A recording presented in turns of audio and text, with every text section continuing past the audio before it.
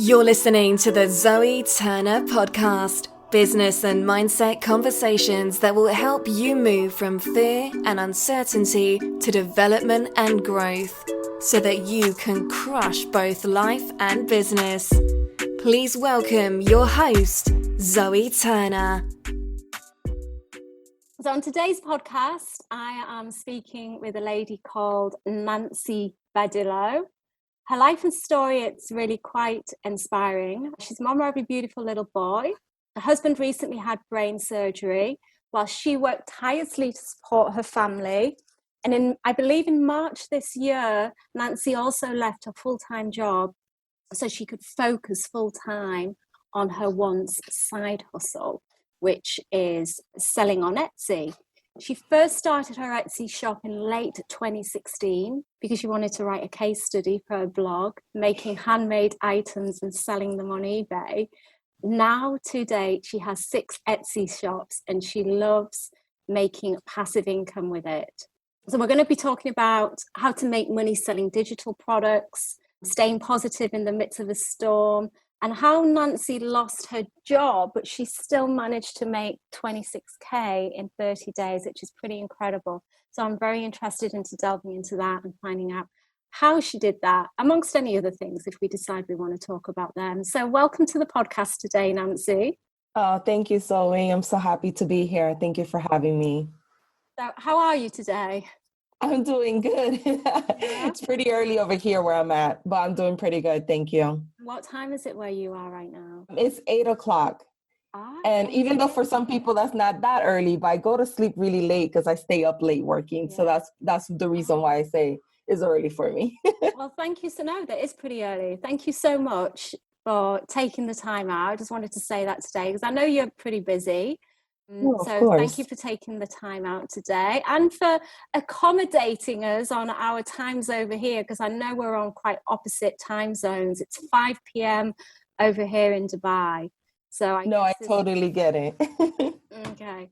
So first of all, let's talk about how to stay positive in the midst of a storm, because I think given what's been happening of late, life is always going to throw us like curveballs, and learning how to deal with this is crucial, really, if we're going to stay focused and motivated. So what would be kind of your 3 tips, really? Staying motivated can be very difficult, like you just said, especially when you get thrown so many obstacles or things just happen, especially with what has happened with my husband. I think what has helped me a lot is just to have a good perspective in life. I always think, it could be a lot worse.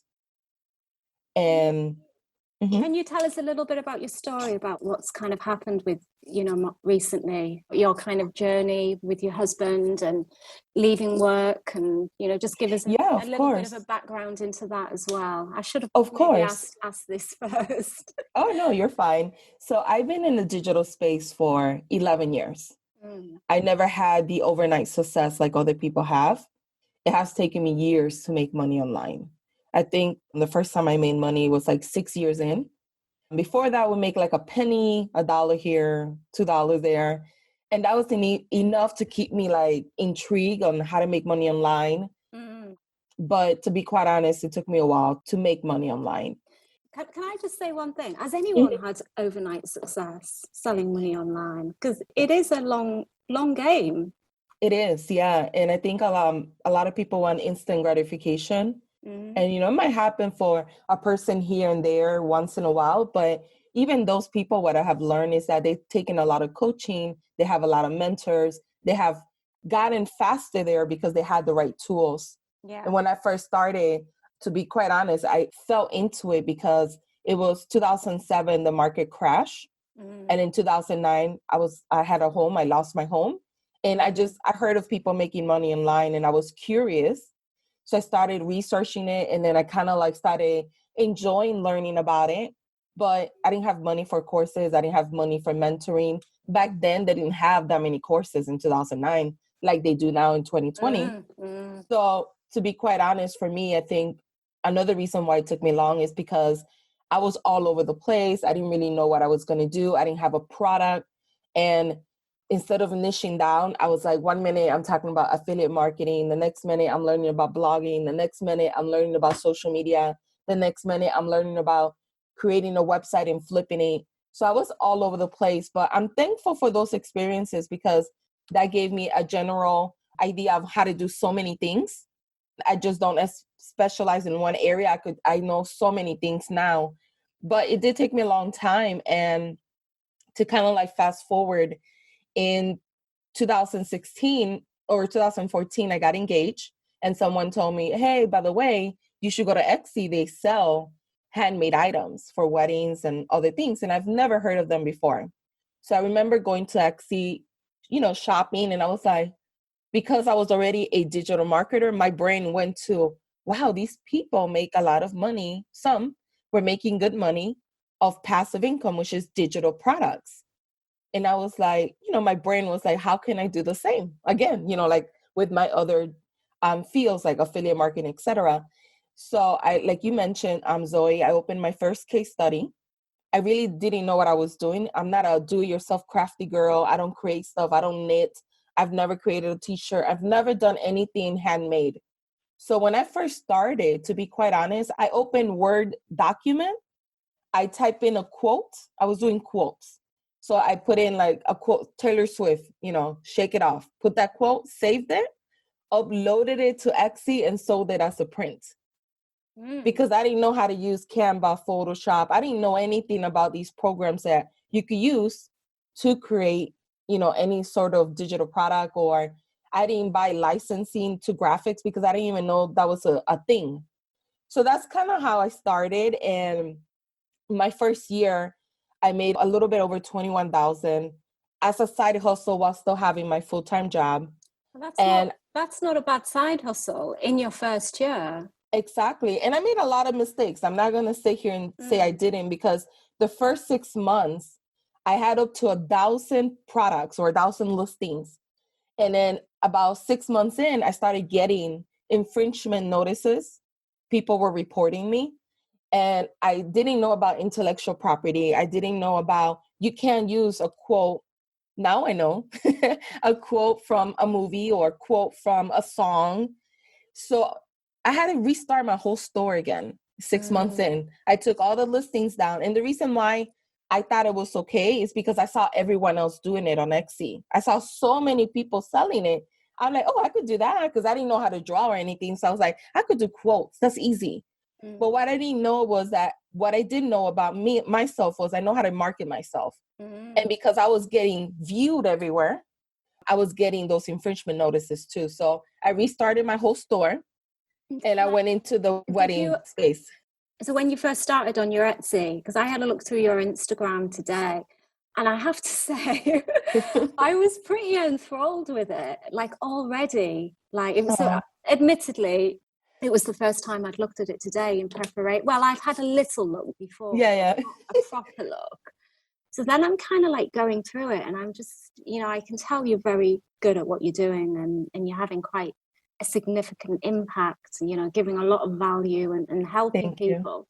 And, I've spent a bit of time looking at it today, and, I was enthralled with a lot of stuff, but I was going over to your YouTube, and then I'm clicking on people like you've tagged, and I'm thinking, like there was that I can't remember the lady's name, that Instagram expert. What's she called? I know. Yeah, Sue. Yeah. So I'm kind of like getting all over the place, but you've got a good following on there. And I think for any business and for any person wanting to set up a business, building a platform on social media is crucial. I was just talking to my friend about this yesterday, because we were saying, like we were saying, we really need to grow our Instagram following. When you're wanting to sell products and stuff like that, you say you were good at marketing yourself. Did you have a good Instagram following? Were you positioned quite well on social media when you started your Etsy, or has it developed? It has developed more because, like I was saying in the beginning, I was pretty much all over the place. So I didn't have a target audience. I was talking about too many subjects, and I was competing with big people like Neil Patel, Pat Flynn, Gary Vee, people that are way bigger than me. So when I did my Etsy store and I did really well that first year, one thing I noticed was that there weren't that many Etsy coaches. Now there's tons. Like 4 years ago, I mean, maybe 5, I don't even know. There wasn't that many. And none were giving, well, some were, but not as much value. Like I couldn't find information. I was trying to learn everything to know about Etsy. And it was really hard because there weren't that many people. So after that first year that I had success, I told myself, okay, instead of being all over the place, talking about so many different topics, let me change my whole blog, my whole social media, everything to an Etsy coach and helping small business owners because I love that topic.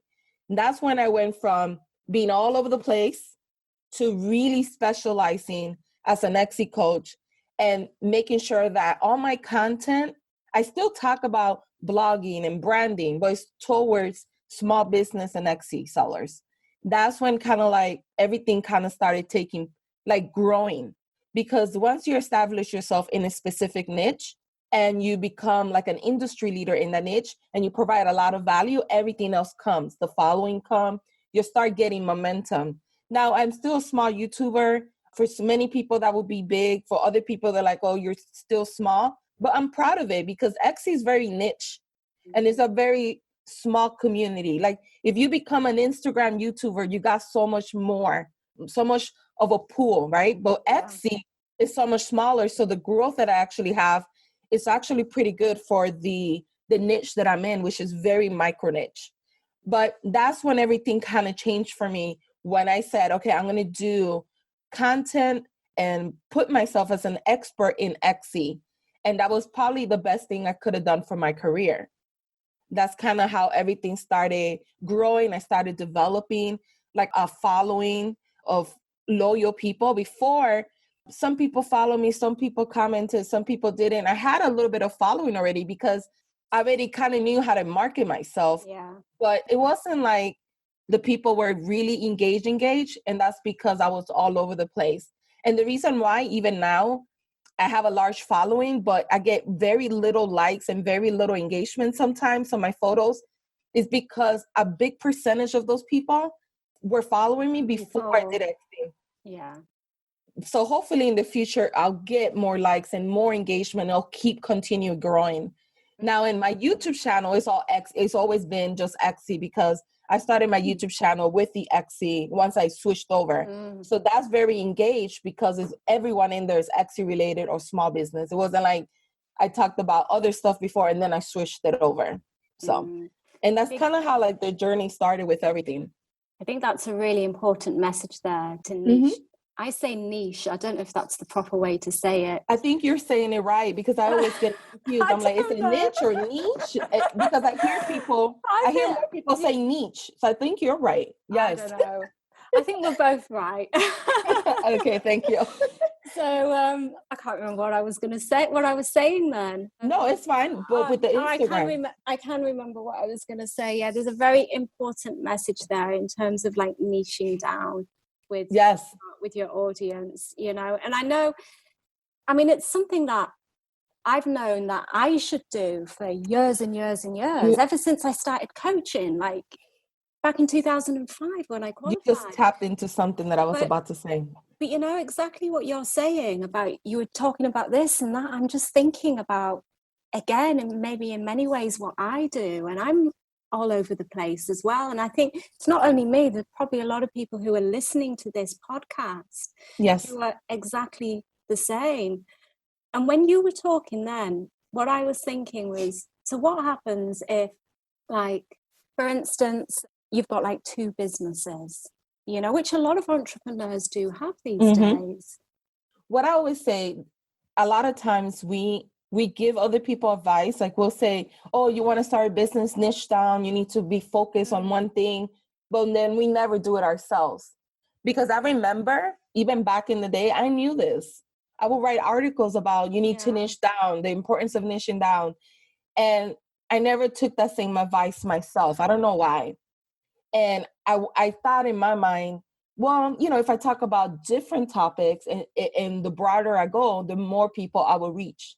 But it actually is kind of like the opposite, because what happens is if you niche down and you become an expert in a specific niche, you'll start getting traffic from everywhere. Like Google will syndicate traffic. Like I checked the other day, I did a post, it was about maybe a month ago. On YouTube alone, I get 220,000 monthly searches. Even though I don't get those views, hopefully one day I will, I get about 220,000 monthly searches for when people type in Etsy. YouTube recommends me for Etsy. But the reason why YouTube does that and even Google does that is because I have put out so much content about Etsy from my blog, from podcasting, from all these different social media platforms that now when people type in the word Etsy, it syndicates traffic. Like it sends me traffic. It says, oh, you want to learn about traffic? Check out this YouTube video. Check out this blog here from Nancy Badillo. Check out this, check out that. So when you look at it in that sense, it is better to niche down, because if you're all over the place, Google won't know what's your specialty and you won't get that additional drive. And it's almost like if you type in today motivational speaker on Google, I wouldn't be surprised if you see Tony Robbins come up, right? You didn't type in Tony Robbins. It's recommending you that because he has authority in that niche and is recognizing he's a motivational speaker. You might like him. So essentially that's what you want.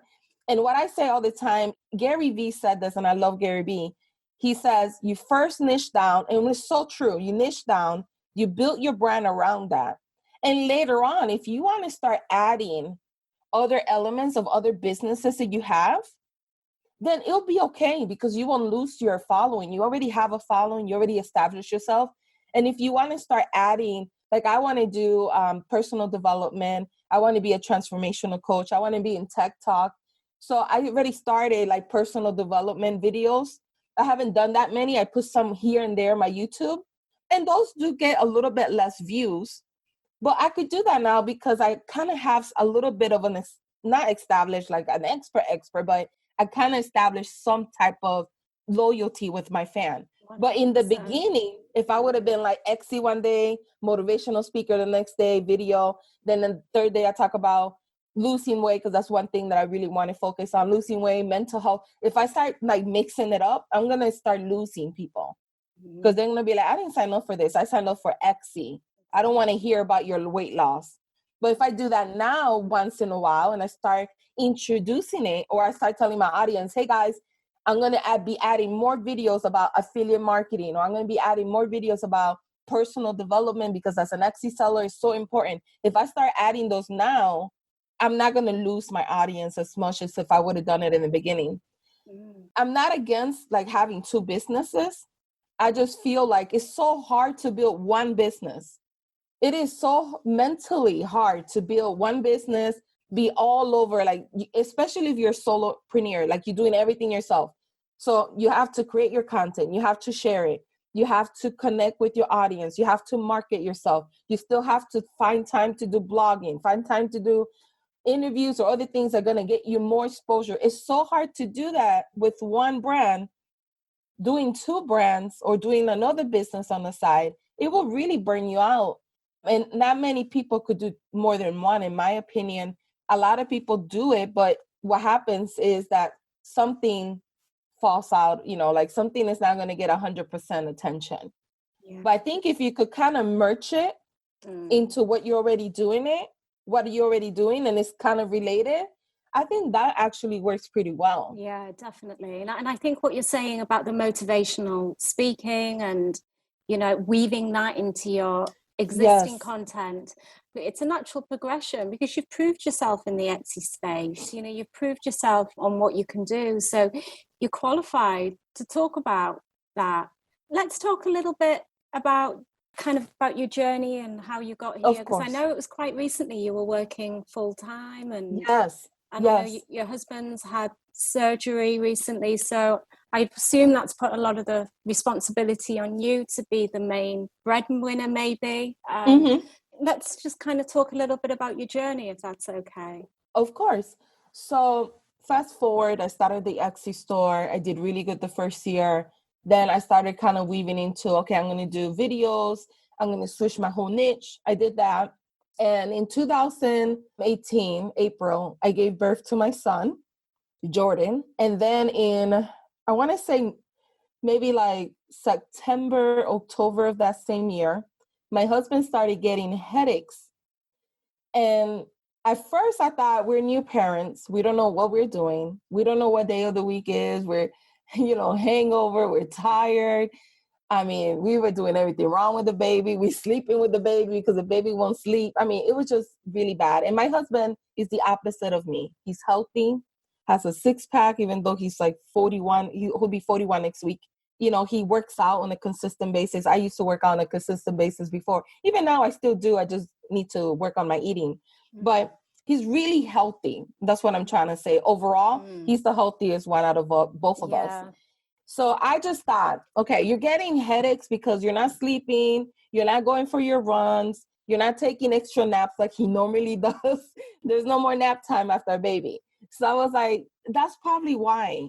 But then they started escalating. It went from a couple headaches here and there to like 3 headaches a day, sharp pain. So he went to the doctor. Like he started going to the doctor like November, I think. He started getting all these different exams. They couldn't figure out why.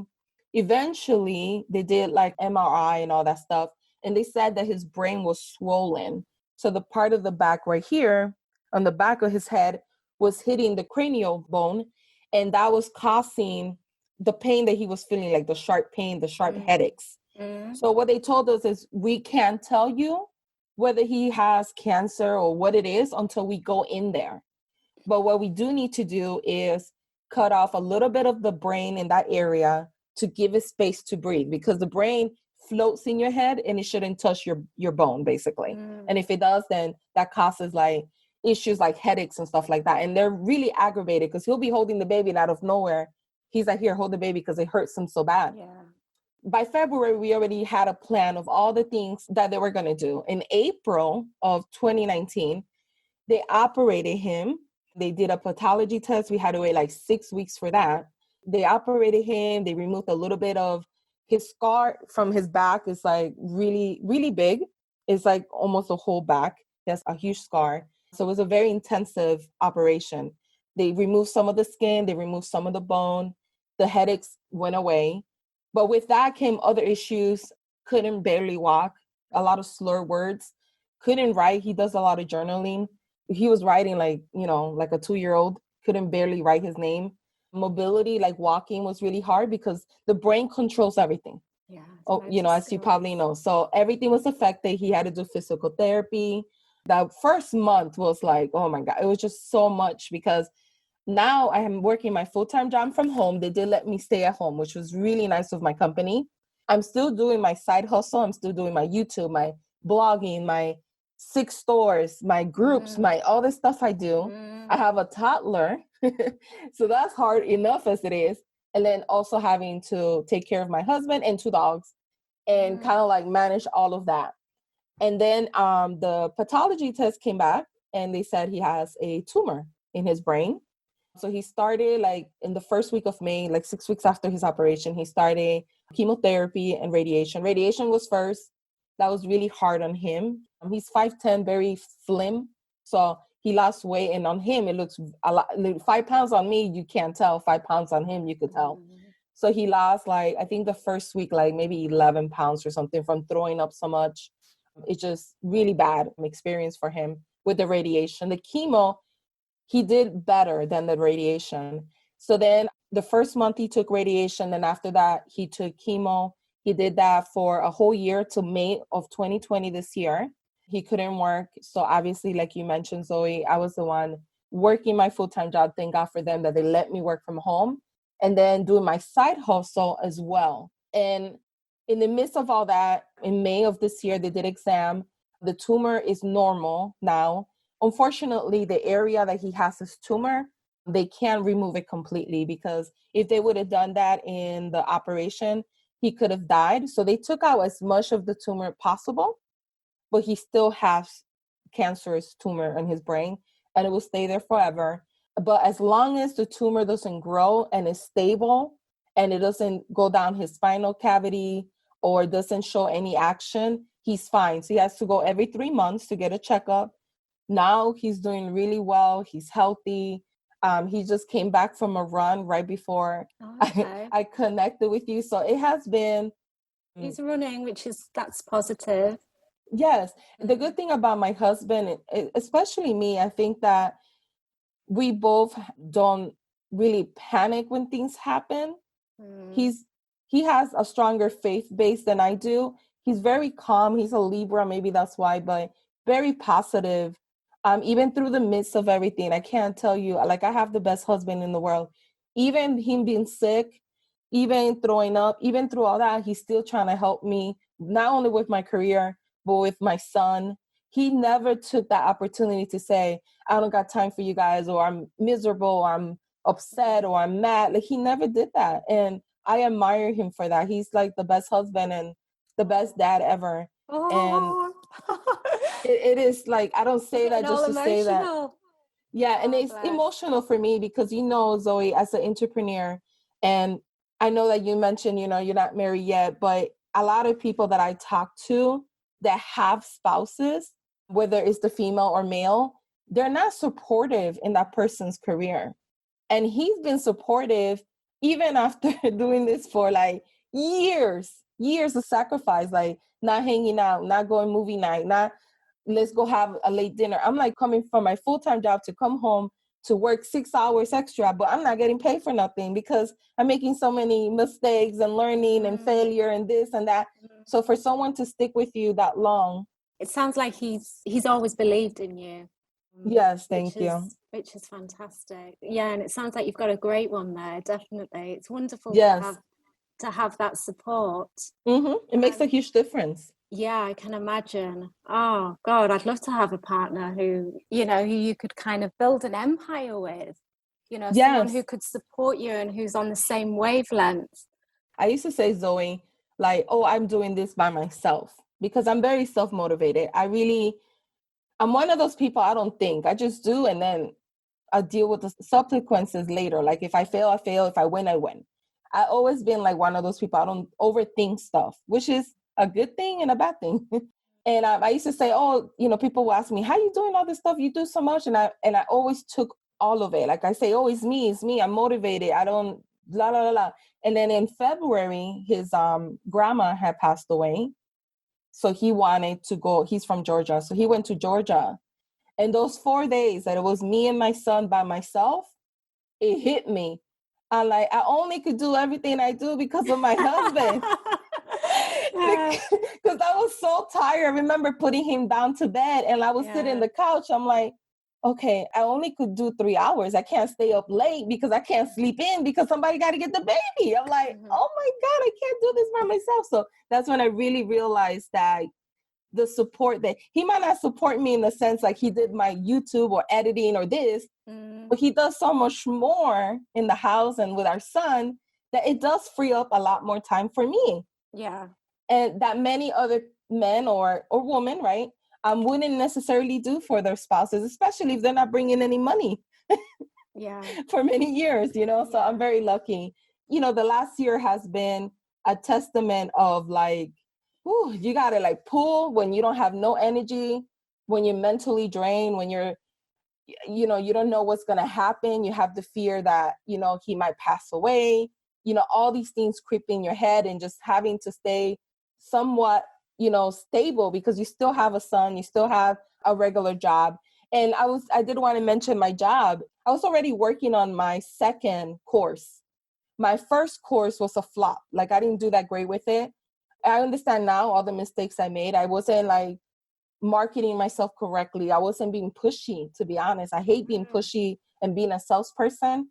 And you kind of have to be a little bit. I'm not saying you have to go crazy, but you do have to. You can't send one email and then expect to get 80,000 people to join. And I worked in sales for 10 years. I was an ex-social worker, child protection social worker in the UK. And then I moved out to Dubai and I got a job in sales and I surprisingly did amazingly well. And one thing I remember for that, you just don't be shy about asking for business and also picking up the phone as well. You've heard of that saying, eat that frog. Brian Tracy, I think he coined the term. To eat that frog is, you're doing do the one thing first thing on a morning that you don't want to put off. Like for me, I agree with that. it was picking up the phone. The first thing that you Ah, don't want to do, like the thing that you normally put off and then I just like never that. gets done.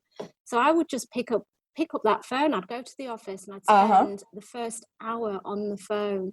And I was speaking, I don't know how if this kind of works in relation to your business. Speaking to my friend about this a couple of days ago, is that these days everything is done via WhatsApp, it's done via email. No one picks up that phone. And I No. think when you're selling and you're building relationships up, I mean, I don't know if this is going to be pertinent to you and what you do, but I think just picking up that phone and making the connections and, like when you get leads and stuff like that, it's all important when it comes to selling. Yeah, it is. I think like for my own business, it might be beneficial too. I know I did that last year because when I first did my first course in, I think it was October 2019, I had taken a course on how to create a course, basically.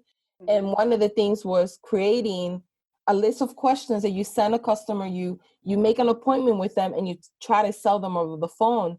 And the reason why she put that in her course was to kind of break the ice of talking to people. I think we live in a lot of people. I realized this myself too. I'm an introvert.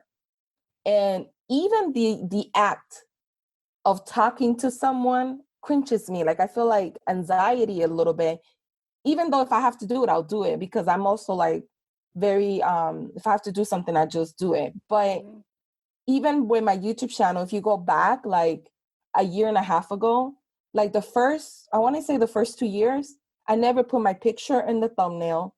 I never recorded my face. It was all screen recording. The videos were horrible because I didn't know what I was doing either. I knew what I was talking about, just the video recording and all that. I was not used to it.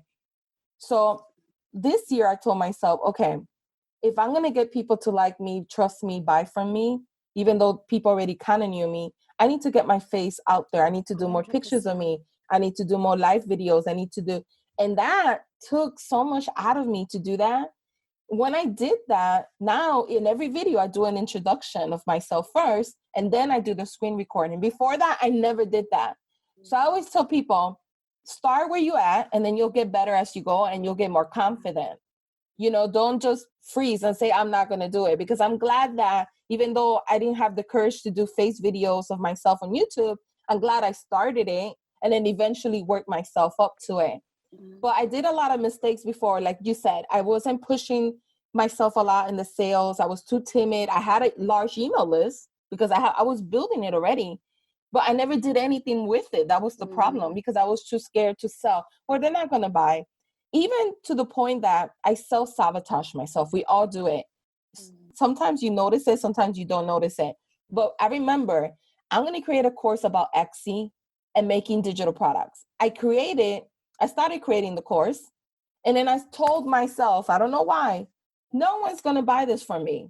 So I did a mini course. There's 18 videos. It's not even a mini course, but I did 18 videos and I put it on my YouTube channel for free. Wow. Because I shortchanged myself again. Yeah. Exactly. Because I told myself, no one's going to buy this. I'll just put it there, build more credibility, build my channel, and hopefully later I'll do something. So that helped me get more views, of course, and get more loyal followers. But we do self-sabotage ourselves. 100%. So then I was like, you know what? A lot of people are responding to these videos really well. So I decided instead of 18 videos, let me do like a real course, like the whole thing, like from beginning to scratch. So I started working on that. And it happened to be that the pandemic came, right? And by March 10th, my course was ready. And I was like, okay, I'm going to launch it today. I didn't have no plan. I never have plans, which is, I need to organize myself more. But I was like, I'm going to go ahead and launch it and go for it. March 10th, I launched it. March 24th, my company I work for, I was working at a digital agency company doing digital marketing. I worked there for 4 years and 5 months. So this year would have been 5 years, excuse me. So they called me. They're like, I'm sorry, we have to let you go. And I didn't panic. I didn't have anxiety when that happened. I already had a little bit of money saved because of my husband, everything that was going on. I was practical in that sense that I started saving money. So I'm like, okay, I have a little bit of money saved. We're good. You were the only person bringing an income in at that time. Yes. And I was like, okay. Then I had to switch my mindset from, okay, I got to stop being unproductive in the sense that I'm doing all these things, but not really being productive. And like you said with the gentleman that wrote that book, you said about doing one thing every day. I do 3 things every day. And I always tell these to everyone. I think I subconsciously got this from some book, but I don't remember what book. I'm sure I got it from some book. So I do 3 things every day that's going to propel my business. I do 3 things every day that's going to propel my mental health. The 3 things I need to do. If I do extra for the day, that's a bonus. I stopped with the to-do list. I used to do a to-do list of 50 things. And if I did 48, I still felt like I didn't do enough. So I stopped that. So now I have the 3 things that I need to do every day, which is add a new course to the video, because I'm still finishing my course. Add a new video to the course, do my YouTube channel, because that's important, because that gives me a lot of visibility, and then work on social media. Those are the 3 things I do every day. Everything else is a bonus if I could get to it. So I told myself in March, okay, I got to take this serious now because I'm laid off. This is March 24th. I'm laid off now. There's no more like security of my, I was making money, but good money, but I'm like, there's no more security there. So in 1 month, because I switched my mindset, I happened to already have my course done, which was perfect timing. It wasn't even planned that way because I didn't know I was going to get laid off. And I just pushed it out and I just started promoting it, like with my face, talking, doing live, doing videos, emailing. I learned about email sequencing. I never had an email sequence. 11 years, never did it. Because you had this big email list, but you never utilized it. No, I would send them like, oh, I have a new video. Everything was free, but I would never promote any services. For 2 years, I built my brand and never really promoted. I would still get sales. I do critiques and stuff like that. But I never pushed anything to no one because, like, again, you self-sabotage yourself. You feel like you're not good enough. You feel like no one's going to really buy from you, blah, blah, blah, blah, blah. Fast forward 1 month in, I made $26,000. Wow. And look at how crazy your brain and your self-sabotaging is. 1 month later, exactly, April 24 exactly, my company called me. And they were like, oh, we got the small business loan approved. I'm not going to say I was the best employer, but I was the best employer in the sense of I give a lot of respect. I go out of my way. I'm very polite. And I think I admire that about myself, that I have learned to become that way. I was never that way either in the past. But I think they love me because of that, most of all. So they wanted to rehire me. And I felt special that they picked me back, because they didn't pick everyone. And I had panic that month when they called me back. I had more panic than when they let me go. And I was telling my husband, it's like, you think I should go back? Yeah. Like, maybe I'll do another month because I don't know if next month I'm going to make money. And I'm like, maybe I'll do another month, or maybe I'll just do both. And I had to like stop my own self and think and say to myself, if this was my son or someone else telling me, Mom, I made $26,000 in 30 days. Do you think I should go back to my job? I would tell them, no, what you talking about? You just made half of what you make a year at your job. Why would you go back? Like, why not pursue this more? And I kind of had to talk myself into it. And I had to tell them, you know what? I did so well. I'm just going to pursue this for the first time, full time. And ever since, I'm a 6-figure seller now on my course. And it was like the best decision ever, even though at that moment I had so much anxiety because there's so much uncertainty with a business, with my husband's health, with so many things that you just self-sabotage yourself. You really do. That's incredible. And it's so interesting how things happen which we think are devastating.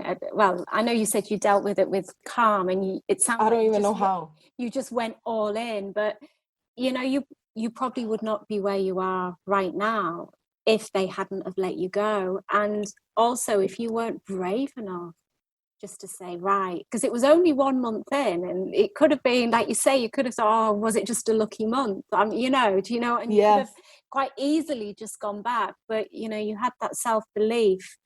And self-sabotage is just it's just a crazy we all do it. And oh my God, yes. And it's interesting because obviously from an outsider, I go onto your Instagram today and I'm looking at your videos and I'm thinking you come across fantastically. Oh, And, thank you. especially in video content, and your accent, for a start, you've got a beautiful voice and you've got a beautiful face as well. So you need to get it out there. Thank you. Yeah, I mean, you'd be surprised, especially online. It's hard. I don't say this to discourage anyone. I say this because this is my truth. But, I appreciate you, Zoe, for what you just said about my accent.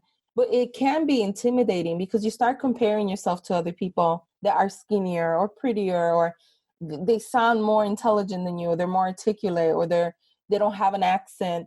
And I get a lot of love from my followers, and I'm so, so thankful. But you'll get 99 people that love you and say, oh my God, you're amazing.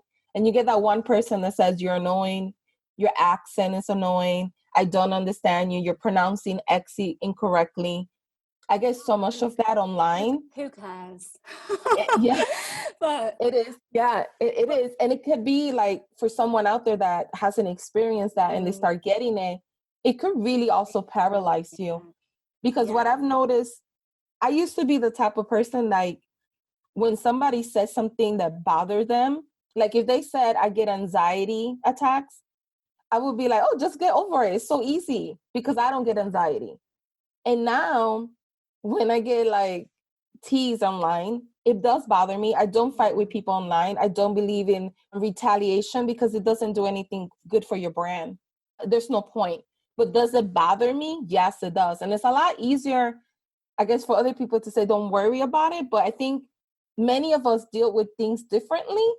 And it does get to you. But I think one thing I have learned is that it's easier for people to say stuff online when they don't have to show their face.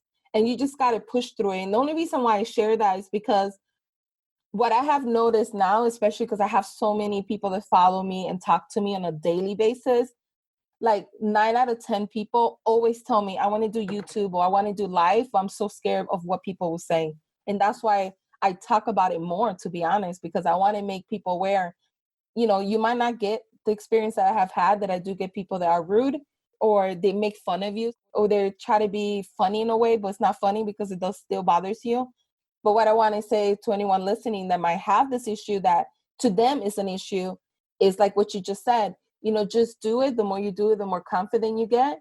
And if you're providing value and if you're doing something you're passionate about, just keep going through it. It's going to happen, especially what I realized, the more attention you get or the bigger you grow or the more things you do, the more you get it, to be quite honest. And everybody gets it in some different way, I guess, based on who they are or their personality, etc. Yeah, 100%. And we do get affected by these things. I know it's easy to say like, oh, don't let it bother you. I remember I started doing TikTok a few months ago, and during lockdown, I was doing all these videos, like with that, with the, and all that, and I thought they were great. And then I was reposting them to Facebook, and I was really proud of them. But I have to say, I spent too much time recording these and just doing takes and takes. But anyway, and they were pretty good. They were quite creative. And then I get a comment from this guy who I don't even know, who was a friend on my Facebook. This guy from Hawaii who had made like weird comments anyway. And some people are just kind of quite blunt.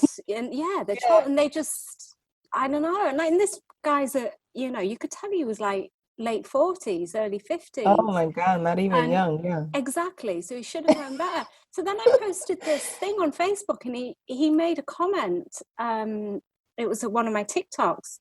He made a comment about my weight, saying that I looked fat in my jumpsuit.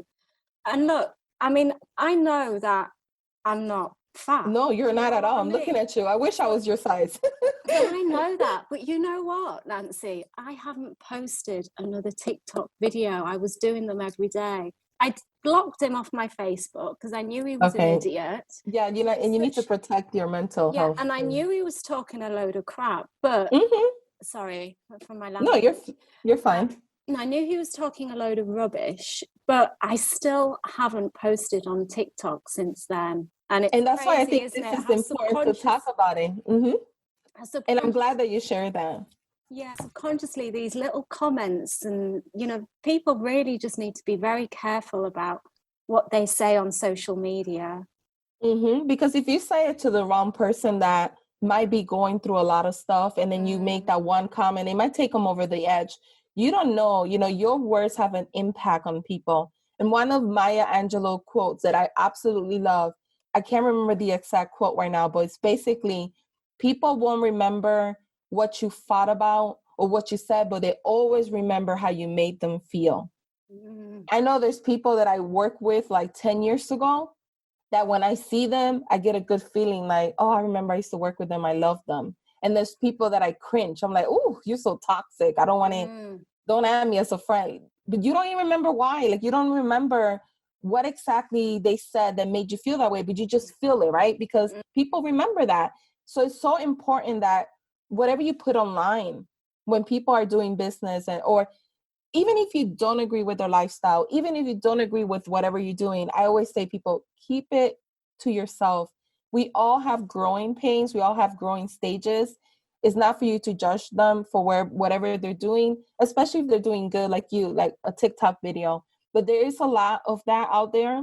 The more videos I put, the more content I put, the more I get it. And I have to sit here and like built my brain. Like, mental health is so important. I never knew how important it is, especially when you are online every single day. Because I never had, even though it was 11 years of me working, I was always in the back end. I never put a picture of me. I never spoke. I never let people know that side of me. So as soon as I started doing that, floods and floods of love, and then floods of like just random hateful things, from hating to making fun of you to even, I have a video on my Instagram account, on my IGTV, that someone called me fat. I put a picture of myself and they were like, oh, you just, I've been called disgusted. I've been called fat. It's just horrible, because that could potentially make somebody say, oh, screw this. I'm not doing this no more. This is not worth it. It could make them stop, Yeah, 100%. What do you do to protect yourself against things like that? Because we know that logically those people are just toxic and they're just idiots. But like we say, these things do kind of get to you. Are you at a stage now where you can just kind of like brush over it and you can just think, okay, this person's like a keyboard warrior? Yes and no. It depends on what they say. If it's like something just out of the blue, like it doesn't even make sense to what I'm saying, I don't take it personal, because I'm like, okay, you just, I don't know, talking about something else. But if it's like personal about me and who I am, or my accent, that's like the number one thing I get a lot that people don't like, or they don't. See, I love your accent. It reminds me a little bit of, I don't know, I was going to say Eva Longoria, but I don't know if she speaks like you, but I know she's kind of like, she's Hispanic. Yeah. Oh no, that's a good compliment. I wish I would look like her, but but I'm not gonna say I'm completely like one of those people that really, like, my husband's like that. Like, somebody says something to him, he's good to go. I'm more emotional, so maybe that's why. I don't know. I'm not 100% there yet, but I've been like learning more about this and like talking to other people that are bigger than me. And one thing I've noticed from other people that were telling me is that the way that they protect their mental health is that they have a team, like a social media team, or someone that works for them, and they lay off of social media. So they don't go into social media until their team goes in social media. So their team will go in there, remove all the negativity, and then leave the positive comments, and then they respond to those comments. And I was like, oh my God, that's brilliant. I never thought about that. So I can't wait maybe next year that I could hire someone that could do that, because that's how many of them protect their energy, because a lot of them are way bigger than me and they all say the same thing. It could be 99 great comments and that one comment will mess up their whole entire day. Or some of them even will go back and forth and they realize it's not even worth it, because there's some people that want to do that to bait you, to make you look even worse, because now you're going back and forth. So that's one way that I hope in the future I can manage. But now what I've been doing, if I'm completely honest, what I've been doing, if I feel like it's constructive feedback, I try not to take it personal. I try to listen. I try to say, okay, I could improve in that. And I say, thank you. I'm going to work on that because what you say is a valid point, and I could probably do that on my next video, make it better. If it's attacking me in any way, even if it's my accent, I know it sounds dumb, but if I feel like you're making fun of me, you're attacking me, you're antagonizing me, you're making me feel stress, I just block, because that's the easiest way for me to do that, because then later on in the future, I don't have to see these. I used to not block. I used to delete the comment. And then like 3 days later, the same person did 3 more posts or 3 more comments. They don't stop for some reason. They keep coming back. So I used to get more stressed out now because it's the same person. I'm like, who is this person? I don't even know who they are. Why are they saying these mean things? So there's a reason why there's a block button. And because of the pandemic, because of everything that's going on, because of all the stress that we have at home, especially if you're not working, especially if you're trying to build a business from scratch or just trying to learn, it is okay to block someone. Your health comes first before anyone else. So normally what I do now is I block people if that's the case, because I'd rather do that than be so stressed out about it. And that's the truth there. And another thing I have learned is that a lot of platforms, I don't know if you know this, Zoe, you could put keywords in there, like profanity. You could put like liar, you suck, anything that you think, like you'll start seeing patterns of what people say about you. You could put those keywords there. And then if somebody says any of those, the post never comes in. That has helped me a lot too, to be honest, because I don't even see them come in anymore. Yeah. So those are kind of like my to-go strategy, but then also making sure that if it's constructive feedback that I listen to it as well. Yeah, 100%. Yeah. It's so important to protect your mental health. And like going back to what we were saying about video content, for all those people, like myself included, you've just got to do it and get yourself out there. I know after this podcast, I'm going to take advantage because I put some makeup on. Oh yeah, you look very pretty. When you work from home, you never wear makeup, and I've done my hair. I've actually dried, so I thought, right, I'm actually going to do some video content, because it might be another 5 days before like my hair's done and I've got my makeup on. I understand. It's just kind of like taking advantage of that time. Look, I value your time, and I'm aware that we've been on a while, but I know also that I haven't asked you all the questions that I wanted to ask, like about kind of Etsy. And, one thing I just do want to touch on is the digital products, the difference between digital and physical products, because you talk a lot about the advantages of selling digital products. So why is that so important, and why do you think people should focus on that?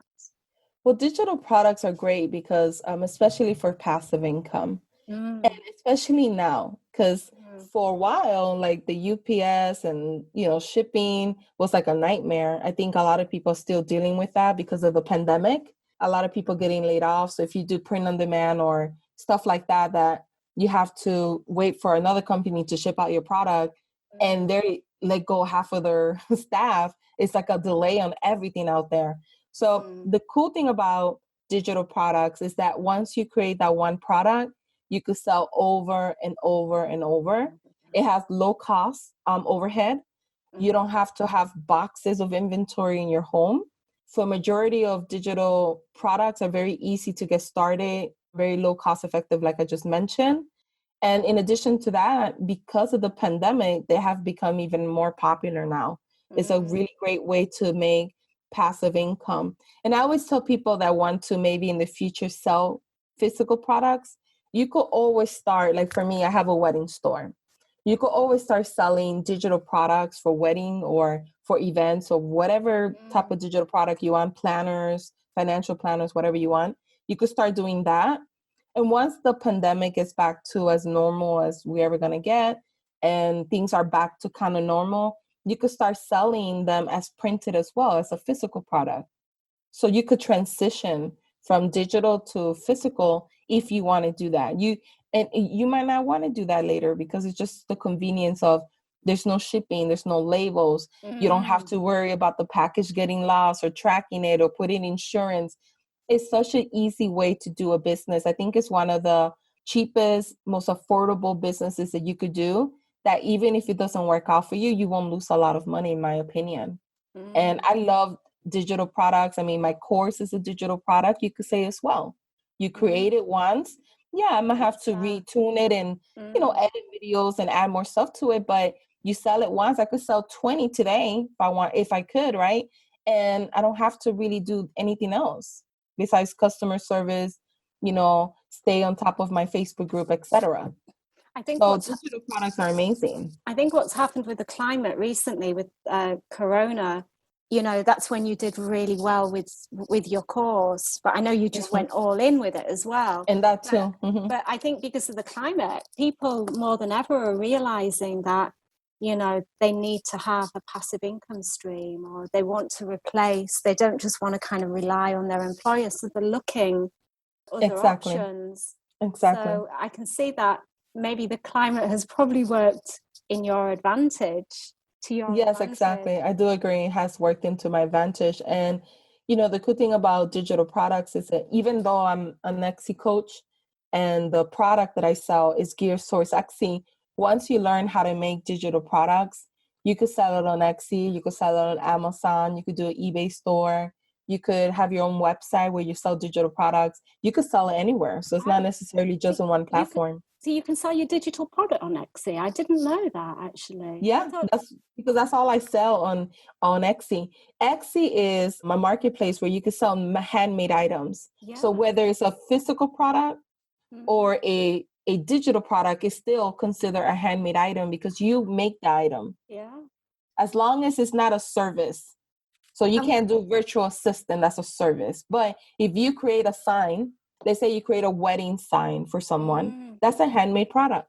Okay. What's your wedding business on Etsy? What do you sell in relation? I sell everything. Now, this year, my wedding stores didn't do that great because of the pandemic. Yeah. It did take a hard hit. Yeah. So in that sense, it didn't do well. However, my wedding store, that's the reason why I started doing weddings, is because I went from quotes and then I got all those infringements that I was telling you. So then I switched and I was like, well, I'm going to do like weddings because I'm not going to get any infringement on that. So I did weddings. So I sell wedding signs, table numbers, thank you tags, regular like wedding signs like welcome to our wedding, Jennifer and Matt, like those big signs that you put in front of like when people walking into your banquet. I sell anything and everything. I can't even think.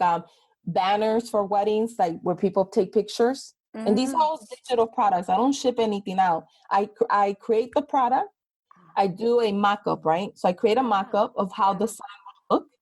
You order the sign. You give me your information. So Zoe and Matt are getting married May 2021. You give me the information. I edit the information. I save the file as a JPEG and a PDF. First I send you the proof. You say, oh, perfect. It looks great. My name looks great. My husband's name looks great, blah, blah, blah. Once they approve it, I save the file as a JPEG and PDF, and I send them through an email, the files.